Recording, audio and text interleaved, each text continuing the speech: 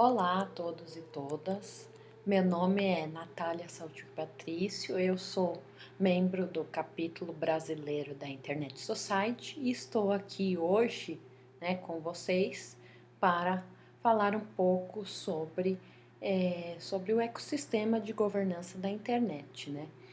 Então, para iniciar essa nossa conversa, a primeira coisa que eu gostaria, talvez que seja importante a gente falar, é um pouco para em relação à diferença do que seria governança e governo, né? Porque é muito comum essa mistura, né? Essa confusão entre, governança é a mesma coisa que governo. Então, não, né? Na verdade, o governo, ele sim, ele é uma forma de governança, né? Lógico, só que a principal ideia do governo é que ele seja uma autoridade formal, né? Que vai implementar algumas decisões dentro de um determinado contexto aí político, institucional, dentro de um estado, né?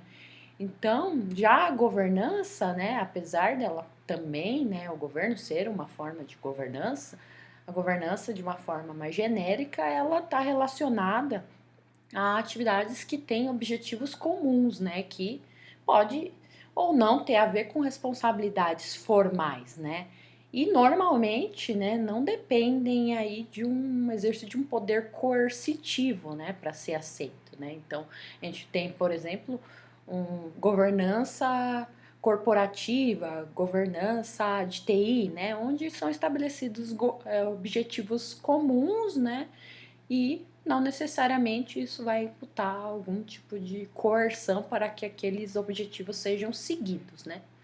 Então, quando a gente pensa em governança, isso ele também pode abranger outros tipos de atores, né, que são atores também não governamentais, né, da sociedade civil, empresas, né? Então, é um pouco mais aí amplo, né, do que simplesmente governo. Então, isso é uma diferença assim bastante importante, né?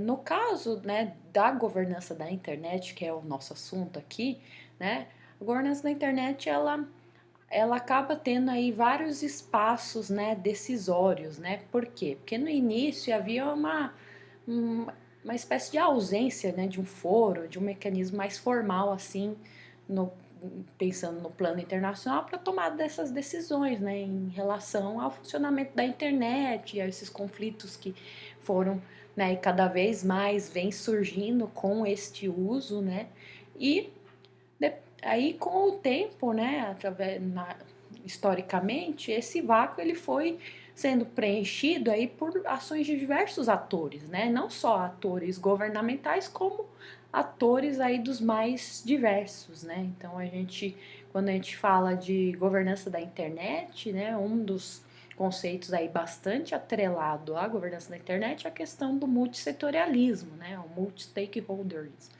que é você ter aí diversos atores que estão, né, no mesmo, né, mesmo em pé de igualdade na mesa para discussão dos diversos desafios, né, em relação à internet. Então, quando a gente pensa se a gente pensar um conceito mais formal, né, de governança da internet, a gente pode pensar, por exemplo, que é um desenvolvimento e execução por parte aí de vários stakeholders, como o governo, sociedade civil e a iniciativa privada, em seus respectivos papéis, né, cada um com seus próprios papéis, de princípios, normas, regras e processos aí decisórios e programas compartilhados que deleneiam a evolução e o uso da internet, né? Então, pensando nisso, né, a governança da internet, ela, na verdade, como eu já disse anteriormente, ela não tem assim, né? Ela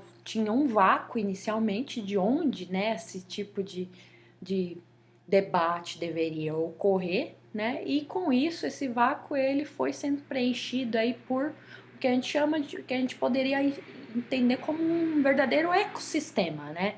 Complexo, porque não é só um foro, né, que específico que vai tomar a decisão onde isso é debatido. A gente tem todo um ecossistema, né?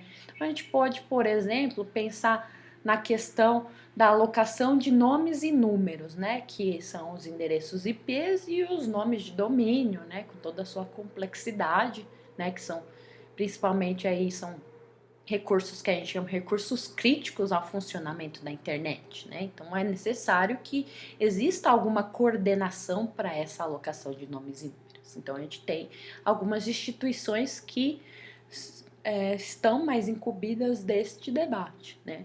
Por outro lado, a gente também tem alguns órgãos, né? Alguns lugares onde se debatem sobre padrões, né? Sobre os padrões que serão utilizados na internet, né? É essencial que a internet ela siga padrões, né? E, em princípio, esses padrões eles são, na grande maioria, abertos, né? Para que possam ser implementados aí pelos diferentes atores, né? E a gente também tem fóruns específicos que debatem esses padrões, né? Que debatem como que vai ser o padrão do IP, né? Que foi aí, é um dos mais conhecidos, e tantos outros padrões, ou como que vão ser os padrões voltados mais para a web, né?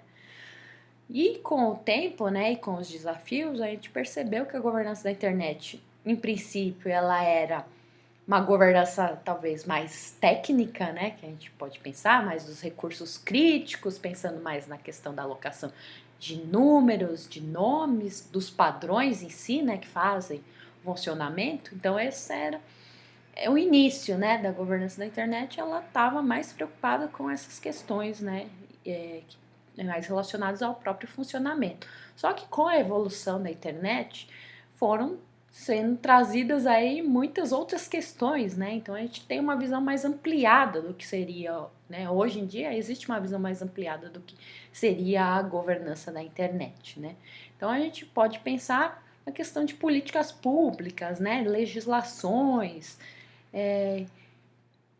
a questão também, o regional, né? Como que o regional influencia o plano internacional. Então a gente vai ter essas discussões também muito, né, já mais ampliada em relação a diferentes assuntos, né? Então a gente pode pensar nos direitos humanos, né? Como que, né, a internet influencia ou tem alguma coisa a ver com os diversos direitos humanos, né? Como que ela empodera, como que ela pode também ser ou essencial ou pode também ser um fator aí que, né, precisa ser debatido. Então a gente tem aí fóruns que vão trabalhar muito mais, né? Vão discutir muito mais a questão dessa visão mais ampliada de governança da internet, né, com outros temas aí que foram trazidos através principalmente do uso, né, da internet, dessa grande quantidade de usuários que nós temos hoje, né, e vai debater em cima disso. Então, um dos primeiros aí, né, instituições que é interessante a gente falar é sobre a antiga AIANA, né, que hoje em dia, na verdade, mudou de nome, né, se chama PTI, mas a AIANA, ela era autoridade, né, e ainda é muito conhecida, né, por esse nome, é a autoridade que designa, né, que aloca os endereços IPs, né, sejam eles na versão 4 e na versão 6, né. Hoje, né, a AIANA, o PTI, eles são, né, fazem parte de uma instituição maior que chama ICANN, né, mas, né, a AIANA ainda tem, né, esse papel muito essencial na questão da alocação de números, né. Então, como que funciona essa questão dos endereços IPs, né? A AIANA, ela é como se fosse, né, o órgão mais central, né, não é bem órgão, mas enfim, né, mas ele centraliza, né, os endereços IPs ali e ele vai alocar, né, blocos de endereços IPs para as regiões do mundo, né. Na verdade, a gente tem, né, um esquema aí bastante distribuído, né, para fazer essa alocação de números. Então, a gente tem o que a gente chama de RIRs, que são os Regionals Internet Registries, que tomam conta de suas regiões. As regiões são mais ou menos, né, aí, divididas por geograficamente, né? Então a gente tem aqui na América Latina o registro da América Latina, que é o LACNIC, né, que ele vai cuidar nos endereços IPs que estão atribuídos para a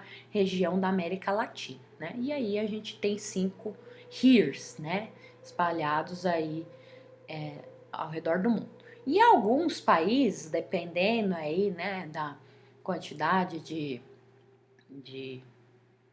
do tamanho da população, quantidade de usuários, sistemas autônomos e etc., a gente tem o que a gente chama de NIRS, que são os registros nacionais, né? Então eles recebem, né, uma quantidade de blocos IPs dos HERES, né, para distribuir internamente dentro dos seus países. Isso é o caso do Brasil, onde a gente tem o NIR, que é o NIC-BR, que faz essa distribuição em âmbito nacional, né? Aí agora falando um pouco da alocação de nomes, né? A alocação de nomes é feita pela... a gente tem a AICA, onde é, vamos dizer, o foro onde essas coisas são discutidas, e no caso dos nomes a gente tem uma subdivisão aí do que a gente chama de TLDs, né? Que seriam os Top Level Domains, né? Então a gente tem os CCTLDs, que são os nomes aí de países, né? Então a gente tem o .br, .pt, .ar, né? Isso concernente a cada um desses países. Os CCTLDs, eles cuidam, né, internamente, aí tem as suas próprias regras, né, para poder fazer aí o registro de domínios, né? No caso do Brasil é um caso bastante particular porque o NIR, ele também é o CCTLD, né? Então ele também faz o registro de domínio. Então o NIC-BR também é responsável por essa atividade, né? Mas aí tem vários tipos de diferenças aí entre os países. Então a gente tem países onde o governo faz esse registro de domínio, né? Daqueles domínios que estão abaixo dos códigos do seu próprio país. Ou pode ser empresas privadas, a academia, né? Também comunidade técnica dentro de universidades. E também a gente tem o que a gente chama de GTLDs, que são os nomes genéricos. Esses nomes genéricos, eles não estão aí relacionados diretamente com nenhum aspecto geográfico, mas eles estão assim mais relacionados com, né, questões mais genéricas. Então, por exemplo, a gente tem o ponto .pizza, né? Então, você pode ter um domínio que seja, sei lá, Brasil.pizza, né? Para poder alavancar os seus negócios que tenham a ver com aquilo, né? Com pizzaria, por exemplo, dentro do Brasil, ou eu posso ter tantos outros nomes, né? Então a gente tem, por exemplo, marcas, né, que têm requerido nomes, né, genéricos, como por exemplo o Bradesco aqui no Brasil, né, e o Itaú, que são bancos, né, grandes bancos que querem ter aí, né, a finalização, né, do seu domínio, do seu site, com o nome da sua marca, né, para poder aí usar várias, né, possibilidades, né? Então, sei lá, cliente.bradesco, enfim, né? E aí você pode pensar nas possibilidades de uso, né, que essa empresa pode querer fazer em relação a isso, né? Então, isso aí falando só de nomes e números. Quando a gente pensa agora nos padrões abertos, a gente tem dois principais foros, né, que tratam sobre padrões que estão relacionados à internet, né? O primeiro é o IETF, que é o Internet Engineering Task Force, que é o quê? Que na verdade nada mais é do que um corpo aí, né? Vamos dizer que é uma organização, né? Ela não tem uma personalidade jurídica, mas ela é a organização de diversos técnicos, né, que têm interesse nos nossos assuntos técnicos da internet, né? Então a questão dos protocolos, principalmente, né? Então a gente tem o protocolo IP, que é o mais conhecido, né? TCP/IP, que é o mais conhecido, mas a gente tem diversos outros protocolos nos quais a internet se baseia e necessita para que funcione, né? Então no IETF existem essa discussão realmente de implementação, quais são os melhores protocolos para diversos usos, né? Isso pensando mesmo de como você vai trafegar esses dados, né, dentro da internet, né? Então, se discutido isso, e a gente tem os documentos que são chamados de RFCs, né, que são Requests for Comments. Essas RFCs, elas, apesar de ter esse nome, elas são praticamente as descrições dos padrões, né, de fato, que podem ser implementados, são abertos, então não é necessário pagar nenhum royalties para você implementar. Então, se é uma empresa, você tem lá uma empresa que tem, né, que fabrica algum dispositivo que tem necessidade, algum protocolo específico, você tem a especificação aberta, você pode ir lá ler e implementar isso no seu equipamento sem precisar pagar nada, né, por isso. E também nós temos o W3C. O W3C, ele é um consórcio internacional, né, que ele está mais discutindo a questão dos padrões voltados para a web, né? Então, internet e web não são a mesma coisa, né? Então, a gente pode pensar a web como uma parte superior, né, uma camada de aplicação, aí uma das aplicações que roda sobre toda essa infraestrutura da internet, e também necessita de vários padrões para você poder exibir a informação. Um dos principais, que é muito conhecido pela grande maioria das pessoas, é o HTML, né, que é padronizado pelo W3C, que é, né, uma linguagem de marcação para como você vai estruturar o seu website, né? Mas hoje a gente tem diversas discussões no âmbito do W3C, como por exemplo, como que você disponibiliza dados na web, né? Dados linkados, web semântica. Então tudo isso, né? Todos esses padrões para habilitar essas discussões são, né, feitas no âmbito do W3C. Agora, pensando um pouco na questão, né, na visão aí de governança da internet mais ampliada, né? Porque a gente, né, tem os foros bem técnicos e temos os foros que acabaram surgindo aí, né, por conta do amplo uso, né, da internet. Então a gente tem aí, né, um dos principais foros de debate sobre governança da internet é o IGF, né, o Internet Governance Forum, que é um fórum que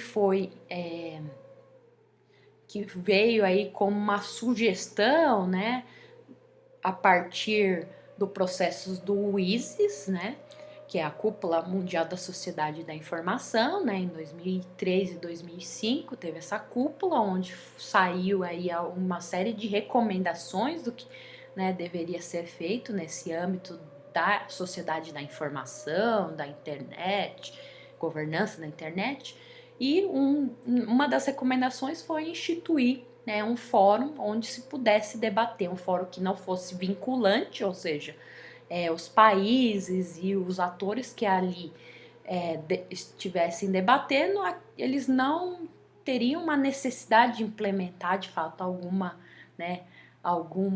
ação específica, mas seria mais para debate mesmo, né? Um debate para produzir aí algumas recomendações, diretrizes, mas que não fossem, né, obrigatórias de serem implementadas. Então o IGF ele já é feito a partir do ano de 2006, né? E, né, vem sendo aí feito ao longo dos anos, né, e evoluindo ao longo desses tempos como um fórum, né, internacional importante, né, organizado aí, né, sobre os auspícios da ONU, e vem debatendo e evoluindo esses debates em relação à governança da internet, né? Então a gente tem aí hoje, né, os debates mais quentes seja sobre desinformação, seja sobre uso aí de blockchain e demais assuntos, né, e tudo como que vai ser o impacto disso nas políticas públicas, né, também na cooperação internacional. Então, é um fórum onde vários stakeholders estão sempre representados dos diversos países, né. Então, esse ano vai acontecer na Alemanha, né, em Berlim, em novembro, né, e novamente aí uma possibilidade para esses atores estarem conversando e etc, né. Um outro organismo, né, vamos por assim dizer, não chega a ser um organismo, né, uma organização que apareceu historicamente, foi a Internet Society, né, que é o que a gente, né, outro capítulo brasileiro, né, Então, a Internet Society ela é criada em 92, né? Em princípio, ela foi criada, né? Um dos objetivos era ser a personalidade jurídica do IETF, né? Porque o IETF ele não tinha uma casa institucional e ele, né? Às vezes necessitava alguma questão mais operacional e tinha uma certa dificuldade. Então, no início ele foi, né? Foi um dos objetivos, né, da criação da Internet Society, mas não só, obviamente, né? A Internet Society hoje ela é uma organização internacional, né, que ela debate aí diversos temas, né, de governança da internet sob um ponto de vista mais ampliado. Então a gente pode pensar, por exemplo, numa visão de como, né, habilitar os direitos humanos através da internet, ou também trabalha muito sobre questões aí de educação, né? Então, por exemplo, tem muitos cursos de formação para a comunidade, também são feitos vários projetos também para levar internet para diversas localidades que não estão conectadas, por exemplo, hoje um dos grandes focos da Internet Society é a questão das redes comunitárias, né? Como que você leva a internet e, né, para essas localidades ainda desconectadas, né? E ao mesmo tempo a gente também habilita essa comunidade para ela se apropriar dessa tecnologia, né? A gente não está simplesmente só, né, colocando lá né, como uma coisa dada, e sim como que essa comunidade ela participa disso também, né? Então a Internet Society ela é essa organização internacional que, né, tá aí muito focada com a questão da educação também, né? Tem um foco aí de alguma forma incidir nas políticas públicas dos países ou nas políticas internacionais de alguma forma, né? E também aí fazendo alguns projetos que ajudem nessa questão da conectividade. Né? Por fim, né, aí para a gente fazer, né, terminar o nosso resumão, né, sobre a questão do ecossistema de governança, falar um pouco sobre a questão das dimensões mais locais, mais regionais, né? A gente tem visto nos últimos anos crescendo muito esses debates, né, de governança da internet dentro dos próprios países, né? Aqui no Brasil a gente já tem uma questão até muito mais desenvolvida, até pela questão do Brasil ter o comitê gestor da internet no Brasil já desde 95, então o nosso debate aqui de governança da internet ele é mais maduro, né, do que os nossos vizinhos, por exemplo, na América Latina, né? Então, quando a gente pensa no Brasil, a gente tem primeiro o comitê gestor da internet no Brasil, que é, né, um comitê aí multissetorial com 21 cadeiras que é composto aí por 4 setores, né? O setor governamental, comunidade científica e tecnológica, terceiro setor e o setor empresarial, né? Onde eles vão debater aí diretrizes e recomendações para o uso, para o funcionamento da internet, né? E, obviamente, né, unique dentro desse aspecto, ele acaba, né, sendo um braço executivo do CGI, né, onde vai implementar algumas dessas decisões, de algumas dessas diretrizes, né. Por outro lado, a gente também tem, né, um movimento aí que tem ganhado bastante relevância ao longo dos últimos anos, que é um movimento dos NRIs, né, que a gente chama, que são os Nationals and Regionals IGFs, né, que seriam como se fossem os IGFs nacionais e regionais, né, então seriam fóruns mais localizados, né. Aqui no Brasil a gente já tem um fórum aí que a gente chama Fórum da Internet no Brasil, que é organizado pelo CGI, já desde o ano de 2011, né, que vem, né, debatendo esses temas aí, né, há bastante tempo, né. Na própria região da América Latina, a gente tem o LAC-IDF, né, que também é um fórum aí que já tem mais de 10 anos, que também, né, debate dentro da região da América Latina assuntos relacionados à governança da internet, né. Qual que é a ideia aqui, né? A ideia é que existem aí debates que são mais regionais ou nacionais, dependendo, né, da conformidade de cada região, as dificuldades próprias, né, de cada país, de cada região, e que isso de alguma forma alimente, né, um foro maior, que é o caso do IGF, né. Lógico que não existe, né, uma relação assim, né, direta, mas você debater, né, no âmbito local é interessante para você ter insumos para debater também num âmbito mais internacional, né? Então, esses debates regionais eles têm, né, cada vez mais crescido nos últimos anos, até inclusive impulsionado aí pelo próprio IGF, pelo secretariado do IGF, que tem, né, ajudado um pouco nessa dinâmica, tá? Então, ainda, né, logicamente, né, quando a gente, para finalizar aí, né, falei um pouquinho do ecossistema, o ecossistema é muito maior do que isso, né, eu dei só alguns, né, seriam os principais pontos, né, os principais foros, né, onde esses debates acontecem, mas, né, esse é um ecossistema muito vivo que toda hora ele, né, se modifica e aparecem aí novas discussões, novos debates, novos foros aí, né. Então, só para finalizar, né, quais são os desafios, né, que a gente tem hoje, né, de quando a gente pensa da internet, os grandes debates, né? Um dos grandes debates, pensando num aspecto mais técnico, é a questão do esgotamento dos endereços IPv4. Né? Esse é um grande debate, né, que quando você vai em foros técnicos você vai ver isso sendo bastante falado, né? Porque os IPv4, os endereços IPv4 já praticamente finalizaram, não existe mais como você alocar novos, né, endereços IPv4, mas a rede ela continua crescendo, né? E ainda mais no cenário de internet das coisas, então, tá crescendo, crescendo, crescendo. E você precisa de mais IPs. Então, existe a versão IPv6, né, que já tem aí uns bons anos, mas que ainda está sendo implementada, né? E existe todo um desafio, né, para essa implementação, tá? Então, esse é um dos grandes debates aí quando a gente pensa em questões técnicas. Outra questão, né, técnica bastante relevante, que acaba até tendo muita ligação com até o próprio uso da internet, é a questão da segurança da internet, né? Porque a internet ela não foi concebida inicialmente para ser uma rede segura, né? Ela não foi concebida, né, security by design, não foi pensado dessa forma, né? Ela era uma rede acadêmica, né?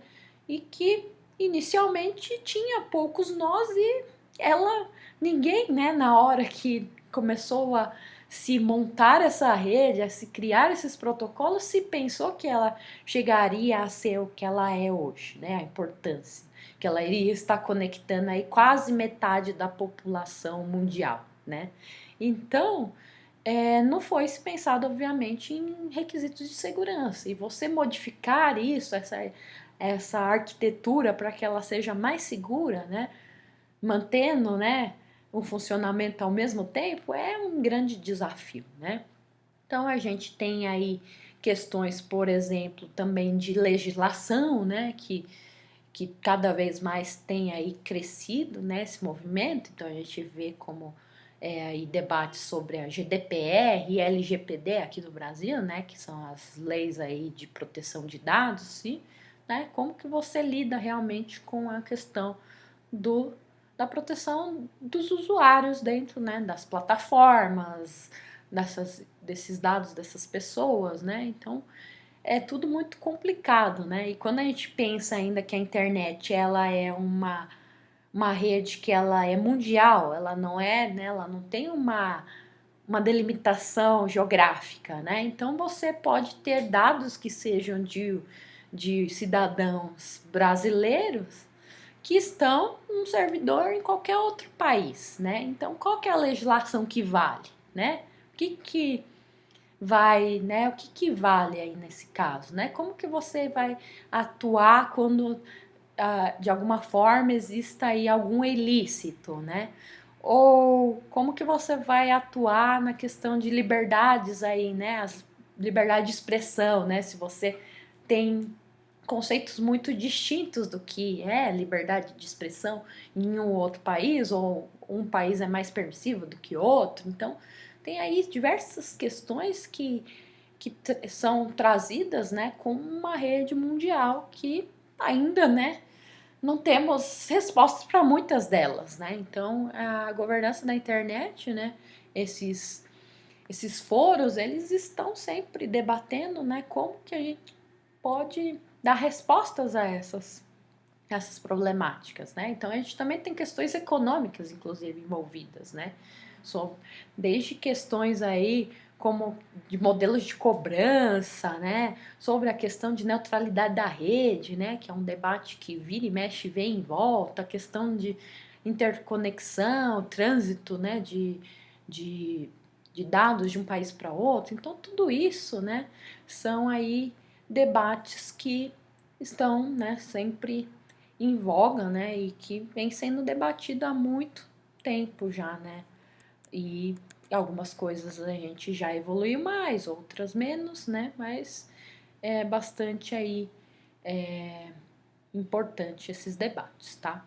Então, né, basicamente é isso que eu gostaria de falar para vocês, um pouco sobre essa questão aí do ecossistema de governança da internet. E caso vocês tenham aí mais interesse de conhecer um pouco mais sobre o assunto, né, a gente vai estar fazendo aí mais outros vídeos sobre, né, outros tópicos de governança da internet.